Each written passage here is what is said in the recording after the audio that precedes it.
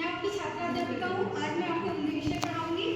अपने प्रकरण को प्रारंभ करने से पहले मैं आप सबसे कुछ प्रश्न करना चाहूंगी। तो जिसको भी जवाब पता हो वो अपना हाथ उठाएगा और एक एक करके जवाब देगा, ठीक है। तो मेरा प्रश्न है कि राम दिल्ली से आ रहा है, इस वाक्य में राम कौन है? बताइए। व्यक्ति। वेरी गुड, बैठ जाइए। हाँ, तो राम क्या है? एक व्यक्ति है। और राम कहाँ से आ रहा है? दिल्ली से। गुड। दिल्ली क्या है? स्थान। क्या है? स्थान। तो किसी व्यक्ति, वस्तु, स्थान, प्राणी, भाव आदि के नाम को हम क्या करेंगे? संज्ञा। Very good. तो आज का हमारा प्रकरण क्या है? संज्ञा। आज हम किसके बारे में अध्ययन करेंगे? संज्ञा के बारे में, ठीक है। तो संज्ञा क्या होता है? किसी व्यक्ति, वस्तु, बताइए, स्थान, भाव। Very good. किसी व्यक्ति, वस्तु, स्थान, भाव। वस्तु, स्थान आदि भावनाओं को। प्राणी,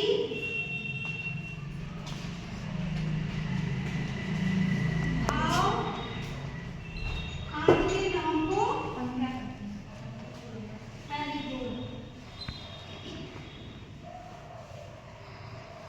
नाम को हम संज्ञा कहते हैं, ठीक है।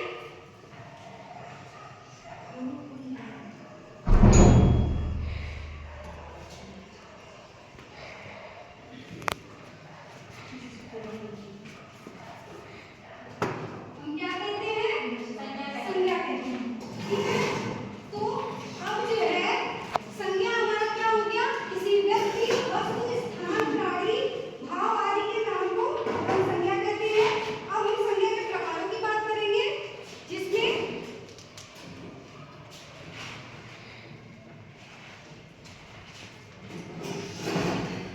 हमारे कितने प्रकार हैं? आप देखिए 5 प्रकार हैं। संज्ञा 5 प्रकार हैं, ठीक है। कौन कौन से हैं संज्ञा के 5 प्रकार? पहला है व्यक्तिवाचक संज्ञा, दूसरा है भाववाचक संज्ञा, तीसरा है जातिवाचक संज्ञा, चौथा है समूहवाचक संज्ञा, पांचवा है द्रव्यवाचक संज्ञा, ठीक है। कितने प्रकार है संज्ञा के? 5 प्रकार। कौन कौन से? व्यक्तिवाचक संज्ञा, भाववाचक संज्ञा, जातिवाचक संज्ञा, समूहवाचक संज्ञा और द्रव्यवाचक संज्ञा। अब जो है व्यक्तिवाचक संज्ञा क्या होता है इसके बारे में हम बताएंगे। तो व्यक्तिवाचक संज्ञा जो होता है उसमें किसी व्यक्ति विशेष के नाम का अध्ययन होता है। किसका? नाम का। जैसे इसमें आप देख रहे हैं ना, रामायण। रामायण क्या है? हमारा किसी चीज का नाम है। जैसे व्यक्ति हो जाएगा, व्यक्ति का जो नाम होता है वही हमारा संज्ञा के अंतर्गत, इस व्यक्तिवाचक संज्ञा के अंतर्गत आएगा, ठीक है। अब जो है हमारा भाववाचक संज्ञा आएगा। भाववाचक संज्ञा में हमारे क्या आएगा?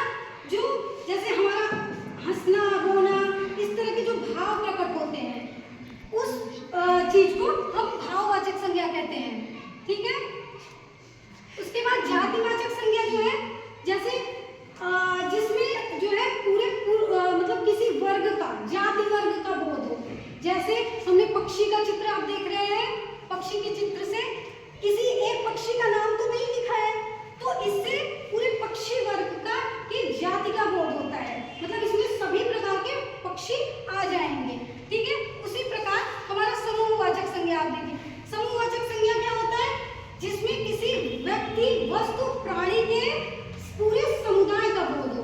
जैसे किसी कक्षा में हम बैठे हैं तो इसमें हम अकेले तो हैं नहीं, आप सब भी हैं, तो इसमें पूरे समूह का बोध होगा।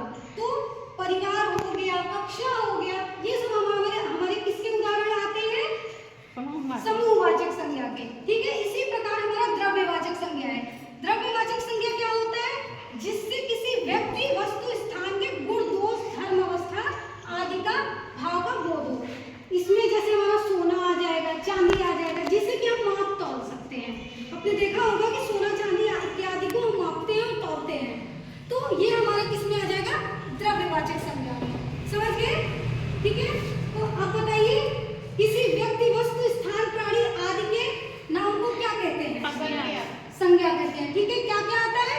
व्यक्ति आता है, वस्तु आता है, स्थान आता है, भाव आता है, प्राणी आता है। ठीक है, और व्यक्तिवाचक संज्ञा में क्या आता है? किसी व्यक्ति विशेष का नाम आता है। ठीक है, किसी व्यक्ति विशेष का नाम मतलब ताजमहल भी आ सकता है, क्योंकि वो स्थान का सिर्फ नाम है। ठीक है, सिर्फ नाम के जहाँ हम लेंगे वो हमारा व्यक्तिवाचक में आएगा। ठीक है, भाववाचक में जो आएगा क्या आएगा? किसी भी प्रकार के हमारे भाव, दुख हो गया, दया हो गया, क्रोध हो गया, इस तरह के जो हमारे भाव हैं वो हमारे भाववाचक संज्ञा में आएंगे। ठीक है, इसी प्रकार जाति में पूरे किसी जाति वर्ग के समूह का बोध हो, जिसमें मतलब पूरी जाति के वर्ग का एक बोध हो, केवल एक पर्टिकुलर एक नाम के उसका नहीं। ठीक है, उसी प्रकार हमारा समूहवाचक संज्ञा में पूरे समूह का बोध हो, समुदाय का बोध हो, जैसे परिवार और कक्षा आदि है। ठीक है, उसी प्रकार द्रव्यवाचक संज्ञा है। जैसे मान लो इन लोगों को हिंदी नहीं आती, जी सर, है ना? तो कैसे इन लोगों को हिंदी सिखाओगे, इसके बारे में बताओ। मान लीजिए ये लोग उर्दू जानते हो, तमिला किसी दूसरे स्टेट के हो, इनको हिंदी नहीं आता पढ़ना लिखना, तो इनको कैसे हिंदी सिखाओगे, पढ़ाओगे, इसके बारे में बताओ। सर मैं उनको पहले तो हमारे वर्णों के बारे में, जो भी हमारे शब्द अक्षर होते हैं उनके बारे में समझाना प्रारंभ करूंगी, और धीरे धीरे उन्हें कैसे लिखा जाता है और कैसे उच्चारित किया जाता है उसके बारे में उच्चारण के माध्यम से उनको वर्ड या लेटर कितने प्रकार के होते हैं? सर हिंदी में कितने होते हैं? जी सर, स्वर हमारे 11 होते हैं और व्यंजन टोटल हमने जो हम पूछे वो बताओ। जी सर, सब टोटल हमने सर 12 शाबाश, कितने होते हैं? 12। तो कैसे सिखाओगे? सबसे पहले क्या करोगे? सर पहले हम जो भी हमारे स्वर हैं उच्चारित करने के लिए सर उन्हें बताएंगे कि किस तरीके से उन्हें लिखा हाँ, जाता पहले है। ये बताओ कि सबसे पहले जो भी लैंग्वेज है उसकी सबसे छोटी इकाई लेटर, जिसे अक्षर कहते हैं ना, उसका ज्ञान कराओगे। उसके बाद सर उसको किस तरीके से हम बोलेंगे और उन शब्दों से किस तरीके से जुड़ के दूसरे नए शब्द बनेंगे। पहले अक्षरों के मेल से, दो या तीन से अधिक अक्षरों के मेल से हम क्या बनाएंगे? वर्ड, शब्द ना, तो क्रमिक चलेगा ना। ठीक है, शाबाश। अब तुम्हारा आ जाओ, कहाँ एडमिट कार्ड कहाँ है? आधार ID कहाँ है? एडमिट कार्ड लाइए। सर एडमिट कार्ड है। हाँ लाओ।